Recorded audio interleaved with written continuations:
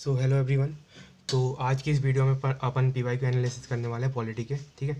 तो ऐसा मैं क्यों कर रहा हूँ कि जैसे कि अपने ये पॉलिटी की लक्ष्मीकांत बुक है, तो आपने देखा होगा ये अभी 6th एडिशन है, इसका नया भी आ गया होगा। तो इसमें लगभग 80 चैप्टर है। ठीक है। तो लेकिन अब देखो, हर चैप्टर तो एग्ज़ाम के पर्सपेक्टिव से इंपॉर्टेंट नहीं है। तो अपन क्या करते हैं, जब हम सारे चैप्टर पढ़ते हैं तो अपन वो टॉपिक्स मिस कर देते हैं जहाँ से क्वेश्चन यूपीएससी बनाता है। ठीक है। यूपीएससी की आदत है कि वो हमेशा कुछ कुछ टॉपिक्स हैं जहाँ से वो क्वेश्चन ज़्यादा पूछेगा और कुछ क्वेश्चन जहाँ से वो इतना नहीं पूछेगा। ठीक है। अब पूरा पढ़ने में क्या होता है कि अपन मिस कर जाते हैं। ठीक है। तो मैंने अभी वीडियो आज मैं बना रहा हूँ तो मेंस पर्सपेक्टिव से पहले बता देता हूँ। ठीक है। तो मैंने क्या किया है कि जो इसमें से इंपॉर्टेंट टॉपिक्स हैं अपने, मतलब जो एग्जाम के पर्सपेक्टिव से पीवाईक्यू को एनालाइज करके मैंने बताया कि कहाँ से क्वेश्चन आते हैं और कहाँ से क्वेश्चन आ सकते हैं। ठीक है, इस तरह से। तो अब देखो, जो अभी मेंस में अपेयर हो रहे हैं परसों, जो GS2 का मेंस है, उनके लिए भी ये वीडियो काफ़ी इंपॉर्टेंट है। जो नेक्स्ट ईयर 2024 में अपेयर होंगे और 2025 में अपेयर होंगे, और आगे आने वाले सालों में भी ये वीडियो काफ़ी इंपॉर्टेंट रहेगी। ठीक है। अब देखो, अब ऐसे यूपीएससी पैटर्न में चेंज तो नहीं करता है, सेम रहता है। तो तो होता है कि अभी 2025 तक तो मैं कह सकता हूँ कि हाँ अप्लाई हो जाएगी। लेकिन अब 2026 से 27 में अप्लाई शायद मुश्किल हो, क्योंकि तब तक नए PYQ आ जाएंगे, समझ रहे हो। मतलब ये 2023 के, 24 के, 25 के भी क्वेश्चन जुड़ जाएंगे इस तरह से। ठीक है। तो तो ये वीडियो लगभग सबके लिए इंपॉर्टेंट है अभी फ़िलहाल तो। ठीक है। और जैसा कि है कि मैं बताऊंगा कैसे कैसे अपन को लक्ष्मीकांत का बेस्ट यूज़ करना है और कैसे अपन कम टाइम में ख़त्म करें। ठीक है। किस तरह से, इसलिए मैंने ये पेज पे सब लिख रखा है कि कहाँ से क्वेश्चन बन रहा है। ठीक है। तो वो टॉपिक्स अपन देखते हैं। ठीक है। और इसके बेसिस पे अपन गैस करेंगे कहाँ से क्वेश्चन आने वाला है। ठीक है। तो हो सकता है वो जजमेंट मेरा सही हो या गलत हो। ठीक है, वो देखते हैं अपन जब पेपर आएगा जब। तो सबसे पहले अपन सिलेबस का टॉपिक देखें तो कॉन्स्टिट्यूशनल फीचर है। ठीक है। इस पर देखो, फंडामेंटल राइट्स है वो सबसे ज़्यादा इंपॉर्टेंट है इसमें। ठीक है। इसमें राइट टू प्राइवेसी पे क्वेश्चन आ चुका है। आपको पता होगा सुप्रीम कोर्ट का जो केस कोर्ट सामने जजमेंट था। ठीक है। तो उस पर क्वेश्चन बन चुका है। ठीक है। राइट टू लाइफ के ऊपर, जैसे सुप्रीम कोर्ट ने एक बार दिवाली पे पटाखे चलाने से बैन कर दिया था, तो उस पर काफ़ी डिबेट हुई थी इस तरह से। और एनवायरमेंटल प्रॉब्लम्स का जो कॉन्स्टिट्यूशनलाइजेशन हुआ है उस पर क्वेश्चन आया है। तो environmental problems again right to life के अंदर आएंगी। उसके बाद freedom of speech and expression में क्वेश्चन आया है, आर्टिकल 19 जो है अपना, कि मूवीज़ कैसे इसको वॉलेट करती हैं, क्या क्या फॉलो करती हैं। ठीक है। IT एक्ट कैसे फॉलो करता है, वॉलेट करता है। ठीक है। अब देखो, हेट स्पीच काफ़ी न्यूज़ में है, तो शायद फिर से इस पर क्वेश्चन बन सकता है मेरे हिसाब से। उसके बाद right to freedom of religion. ठीक है, ये आर्टिकल 25, ये मेरा गैस भर के शायद इस पर क्वेश्चन आ जाए, क्योंकि आपको पता है राइट विंग पॉलिटिक्स आने की वजह से रिलीजन तो काफ़ी ज़्यादा न्यूज़ में रहती है। ठीक है, इस तरह से। और राइट टू इक्वलिटी पे क्वेश्चन आ चुका है। ठीक है। तो फिर से बन सकता है, उस चांसेस है। ठीक है। फ्रीडम ऑफ मूवमेंट पे लास्ट ईयर क्वेश्चन आया था। ठीक है। ये इसलिए आया, तो देखो मूवमेंट कोविड के टाइम में मूवमेंट थोड़ा रिस्ट्रिक्ट हो गया था। ठीक है, मूवमेंट कम हो गया था, तो शायद इस पे क्वेश्चन बन गया था इसलिए। तो देखा कैसे करेंट के टॉपिक से यूपीएससी क्वेश्चन क्रिएट करता है इस तरह से। अब देखो, DPSP में एक ही टॉपिक पे क्वेश्चन आया, वो अपना यूनिफॉर्म सिविल कोड। ठीक है, आर्टिकल 44 में जो आता है। यूनिफॉर्म सिविल कोड फिर से न्यूज़ में है, क्योंकि अभी रिसेंटली उत्तराखंड गवर्नमेंट ने कोई क्या बोलते हैं ऑर्डिनेंस या फिर बिल लाई है उधर यूनिफॉर्म सिविल कोड लाने के लिए डिबेट चल रही है, मतलब ऐसा कुछ। तो फिर से चांसेस हैं कि इस पे क्वेश्चन आ जाए। ठीक है। Preamble is very important theme for prelims as well as mains. ठीक है। रिपब्लिक के बारे में पूछा था, क्या होता है रिपब्लिक। अब देखो, रिपब्लिक पर पूछ लिया। ठीक है। तो बाकी जो टर्म्स है वो भी आपको पढ़ना है, जैसे सोशलिस्ट, सेकुलर, इंटीग्रिटी, फ्रेटर्निटी। ठीक है। तो आप प्रीएम्बल वाले चैप्टर को, सॉरी क्या बोलते हैं, कॉन्स्टिट्यूशन वाले चैप्टर खोलेंगे, जहाँ पे आपको सारी इन सब के मीनिंग्स मिल जाएंगे। ठीक है। DPSP का चैप्टर है ये, फंडामेंटल राइट का चैप्टर है ये। इसके बाद इमरजेंसी का जो चैप्टर है वो उसमें आर्टिकल 362, 352, 356 जो अपना प्रेसिडेंट रूल होता है, और 360 फाइनेंशियल इमरजेंसी पे, इन तीनों पे क्वेश्चन आ चुका है। ठीक है। तो आपको पूरा डायमेंशन कवर करना है, प्रीलिम्स फॉर और मेंस दोनों के लिए इंपॉर्टेंट है ये टॉपिक। ठीक है, इमरजेंसी वाला। तो आप जाएंगे इसमें लक्ष्मीकांत में, तो आपको इमरजेंसी वाला चैप्टर मिल जाएगा, उसको आपको अच्छे से पढ़ना है पूरा एज इट, मतलब जो है उसमें बिल्कुल अच्छे से याद ही कर लेना है, क्योंकि उस पर क्वेश्चन आ रहा है। ठीक है। Basic structure. ठीक है। बेसिक स्ट्रक्चर तो पता ही है आपको, केशवानंद भारती वाला जो केस है। ठीक है। और सुप्रीम कोर्ट के जजमेंट्स जो आए हैं बेसिक स्ट्रक्चर पे। ठीक है। आर्टिकल 368 के बारे में पढ़ लेना, बेसिक स्ट्रक्चर अगेन चैप्टर है, सीधा सीधा लक्ष्मीकांत में। ठीक है। कोहेलो केस है। ठीक है। तो मतलब जितने भी सुप्रीम कोर्ट की जजमेंट है इसमें, तो एक बेसिक स्ट्रक्चर वाला जो चैप्टर है उसमें जाओगे आप, तो आपको सारे जजमेंट मिल जाएंगे। ठीक है। अब मैं एक एक दिखा नहीं रहा हूँ वरना टाइम लगेगा। ठीक है। अब जो कंपैरिजन ऑफ कॉन्स्टिट्यूशन है, ठीक है, ये सारे लक्ष्मीकांत में ना मिले। ठीक है। तो आपको 3 कंट्रीज के कॉन्स्टिट्यूशन पक्का ही करना है, जैसे इंडिया वर्सेज US। ठीक है। इंडिया वर्सेज UK और इंडिया वर्सेज फ्रांस, तीनों पे क्वेश्चन आ चुका है। तो ऐसे बताया था कि इंडिया और USA का इक्वलिटी वाला जो है उसको कंपेयर करो, तो राइट टू इक्वलिटी वाला। पॉलिटिकल सिस्टम कंपेयर करो। ठीक है। इंडिया और UK की जुडिशरी कंपेयर करो, इंडिया फ्रांस की सेकुलरिज्म के प्रिंसिपल और प्रेसिडेंट का इलेक्शन कंपेयर करो, इस तरह से। तो आपको सिर्फ ये टॉपिक नहीं, आपको पूरा होलिस्टिकली तीनों का कंपैरिजन पढ़ लेना है, ठीक है। आपको विजन वगैरह की वेबसाइट में मिल जाएगा ये सब, ठीक है, इस तरह से। अब उसके बाद देखो लेजिस्लेचर, एग्जीक्यूटिव, जुडिशरी, मैंने 3 हेड में डिवाइड किया है इसको। तो तीनों से क्वेश्चन आते हैं और आ चुके हैं, ठीक है। अब देखो लेजिस्लेचर की बात करें, साइज ऑफ कैबिनेट जो होता है, ठीक है, और ज़्यादा बड़ा होगा तो कैसे फंक्शनिंग को इंटरप्ट करेगा गवर्नमेंट की, ठीक है। उसके बाद working and status of legislative council, ठीक है। लेजिस्लेटिव काउंसिल जो स्टेट लेवल पे होती है और रोल ऑफ राज्यसभा जो सेंट्रल लेवल पे होती है, दोनों का रोल पूछ चुका है, ठीक है, वर्किंग पूछ चुका है। उसके बाद जॉइंट सेशन जो होता है लोकसभा और राज्यसभा का, ये भी दिया हुआ है लक्ष्मीकांत में पार्लियामेंट वाले चैप्टर में। तो पार्लियामेंट वाले चैप्टर में आपको ये मिल जाएगा, ठीक है। स्टेट वाले चैप्टर में ये मिल जाएगा आपको, ठीक। कैबिनेट भी आपको मिल जाएगा आराम से, ठीक। इंडियन पार्टी सिस्टम पता ही है, मल्टी पार्टी सिस्टम, पहले सिंगल पार्टी चलती थी कांग्रेस की, फिर बीजेपी भी आई तो अब 2 पार्टी सिस्टम हो गया, इस तरह से आपको पता होना चाहिए। और पार्लियामेंट्री प्रिविलेजेस, ठीक है, आर्टिकल 105, इसके बारे में भी आपको पार्लियामेंट वाले चैप्टर में मिल जाएगा, कोई दिक्कत नहीं। एंटी डिफेक्शन लो पे चैप्टर है ही, मतलब पूरा का पूरा, और इस पर क्वेश्चन आ भी चुके हैं, कैसे रोल ऑफ एमपी के रोल को कम करता है as a law maker, individual law maker, कैसे चॉइस को अफेक्ट करता है, इस तरह से, ठीक है। उसके बाद लेजिस्लेटिव पावर ऑफ प्रेसिडेंट और गवर्नर, ठीक है, जैसे कि ऑर्डिनेंस मेकिंग जो पावर है, आर्टिकल 123, 213, ये सब, ठीक। तो ये आर्टिकल्स भी आपको मिल जाएंगे प्रेसिडेंट वाले चैप्टर में, गवर्नर वाले चैप्टर में, ठीक है। एग्जीक्यूटिव की बात करें अपन तो प्रेसिडेंट वाला की पार्डनिंग पावर है, ठीक है, बहुत अच्छे से लक्ष्मीकांत में बताया हुआ है, सारे आर्टिकल्स मेंशन करे हैं। तो कितने तरह की पार्डनिंग पावर थी, वो पार्डन, कम्यूटेशन, रिप्राइव, रेस्पाइट, जो जितने भी हैं सब आप अच्छे से पढ़ लेना, ठीक है। और ये प्रीलिम्स और मेंस दोनों के लिए इंपॉर्टेंट है, ठीक है। अकाउंटेबिलिटी, इन पे क्वेश्चन आ चुका है, मतलब ये वो टॉपिक है जिन पर क्वेश्चन आ चुका है, तो ये सीधे सीधे दिए हुए हैं लक्ष्मीकांत में, तो इसमें कुछ अलग से नहीं पढ़ना है। अकाउंटेबिलिटी ऑफ एग्जीक्यूटिव पता ही है, इस पर क्वेश्चन बन चुका है। Role of vice president, vice president का पूरा पूरा चैप्टर है, एज चेयरमैन ऑफ राज्यसभा, ठीक है। तो राज्यसभा देखो ये कितनी इंपॉर्टेंट थीम हो रही है, ठीक है, इस तरह से। रोल ऑफ स्पीकर, कैसे ऑब्जेक्टिविटी ऑफ नॉन पार्टीजनशिप लाई जाए, ठीक है। तो रोल ऑफ स्पीकर आप देख लेना। तो पार्लियामेंट्री कमेटी, देखो पार्लियामेंट्री कमेटी पे पूरा पूरा चैप्टर एक, ठीक है। तो पार्लियामेंट्री कमेटी पे क्वेश्चन आ चुका है, मेनली एस्टिमेट कमेटी पे।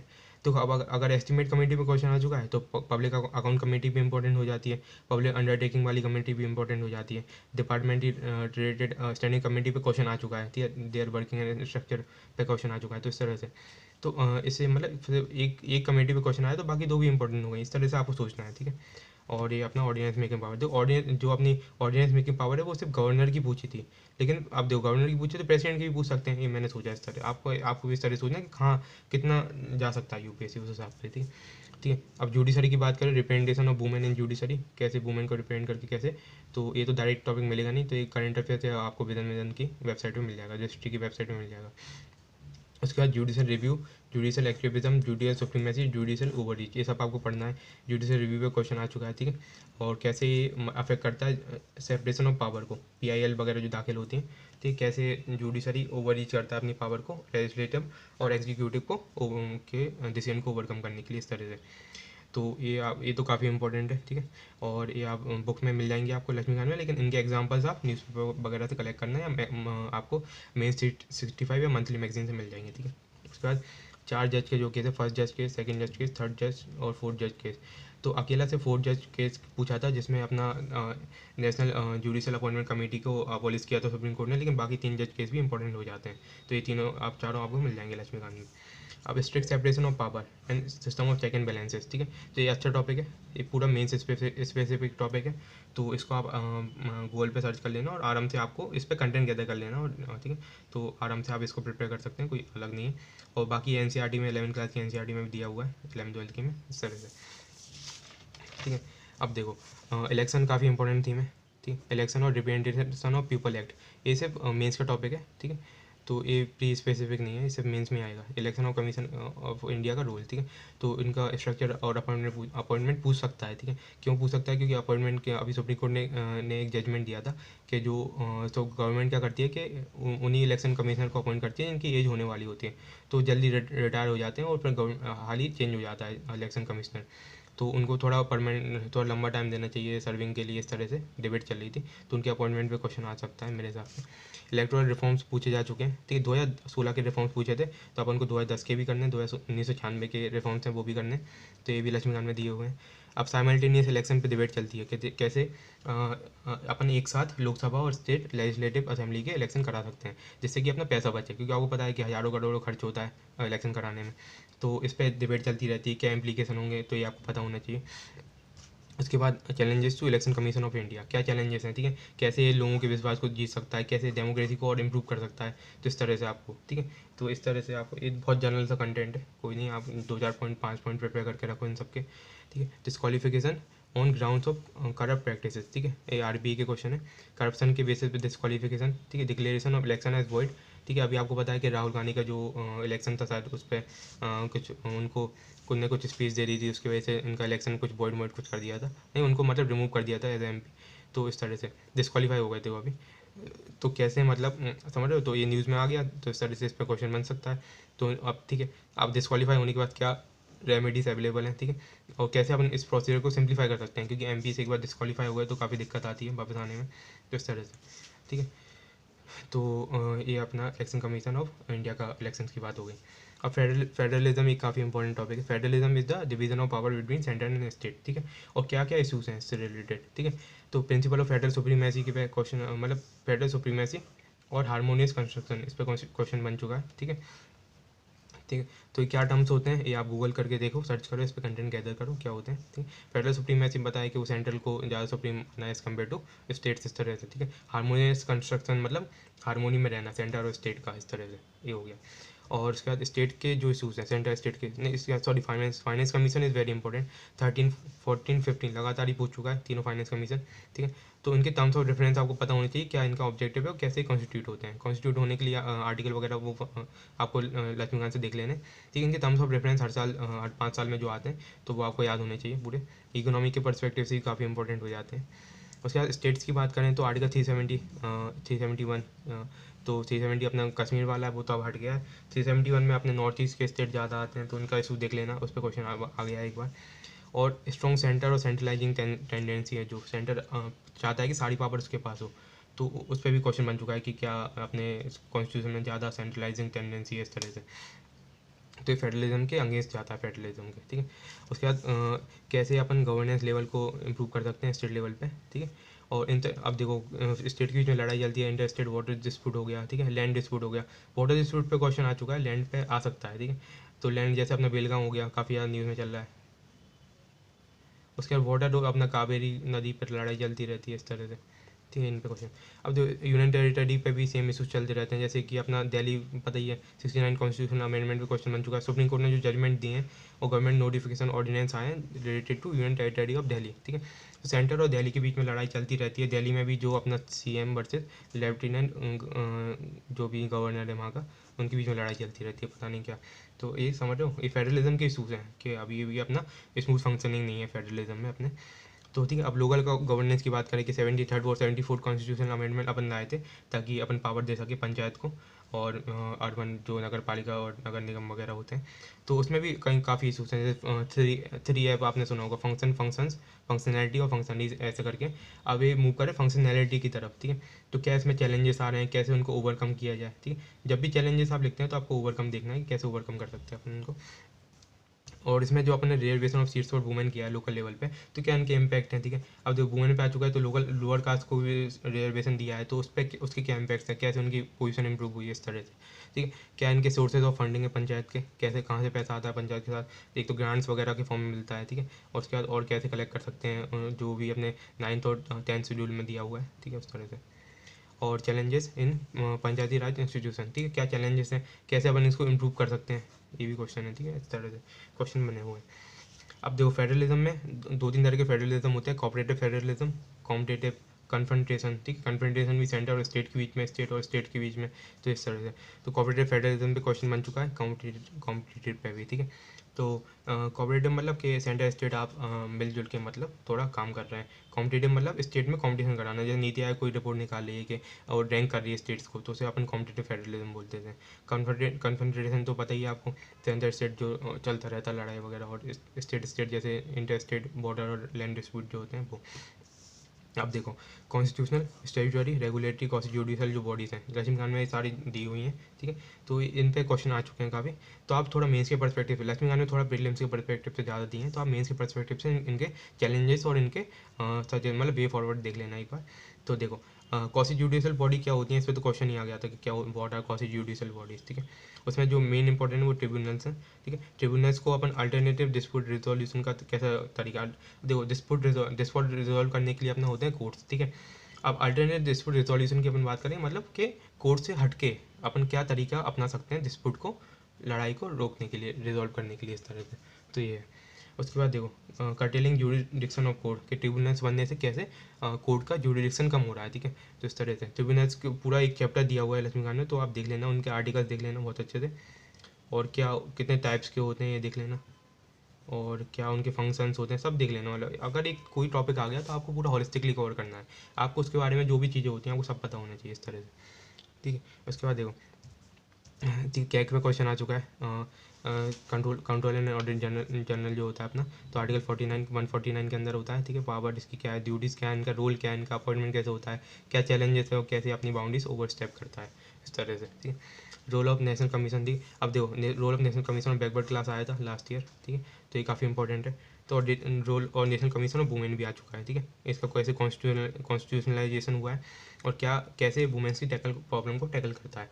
अब देखो जब ये दो कमीशन पूछ लिए तो अदर कमीशन है वो भी इंपॉर्टेंट हो जाते हैं, जैसे national commission for SC ST, ठीक है। PWD वाले जो होते हैं, माइनॉरिटी वाले, सब इंपॉर्टेंट हो जाते हैं, ठीक है। इन पे क्वेश्चन आ सकते हैं, ये चांसेस हैं, ठीक है। इस तरह से अपन गैस वर्क करते हैं, ठीक है।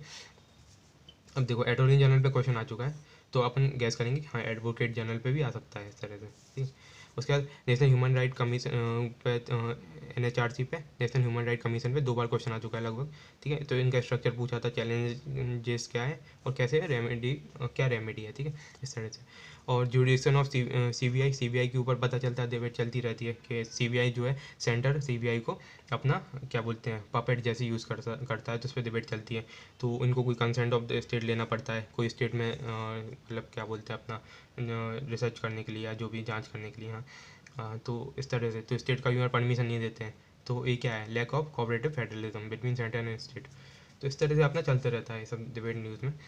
तो ठीक है, अपन ने बहुत हद तक ये एनालिसिस करें, आप इतना ही पढ़ोगे ना तो आपको काफ़ी कुछ क्लियर हो जाएगा, ठीक है। उसके अलावा आप जो करंट अफेयर्स है आप खुद पढ़ो, जब आप मंथली मैगजीन या न्यूज़पेपर पढ़ो तो आप देखोगे कि जो टॉपिक्स न्यूज़पेपर में ज़्यादा रिपीट हो रहे हैं, ठीक, उनके उतने ज़्यादा चांसेस हो जाते हैं प्री या मेंस में आने के, ठीक है। तो मतलब आपको वो न्यूज़ नहीं पढ़नी होती है, आपको उनके बेसिक पीछे का इशू पढ़ना होता है, ठीक है। कि मान लो Rahul Gandhi as a MP disqualify हुआ है, तो कैसे RB के अंदर डिस्क्वालीफिकेशन के क्या प्रोसीजर हैं, इस तरह से आपको पढ़ना है।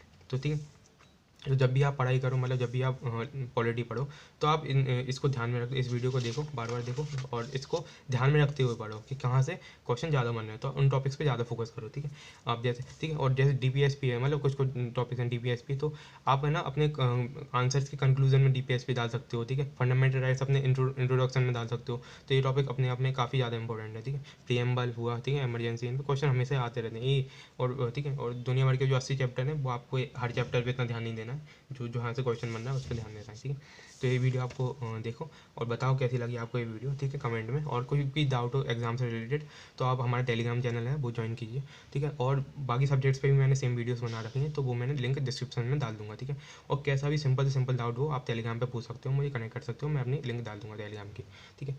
और आप आंसर वगैरह लिख रहे हो तो आप मुझे भेज सकते हो टेलीग्राम पे एवेल्यूएशन के लिए, ठीक है। So thank you so much for watching this video.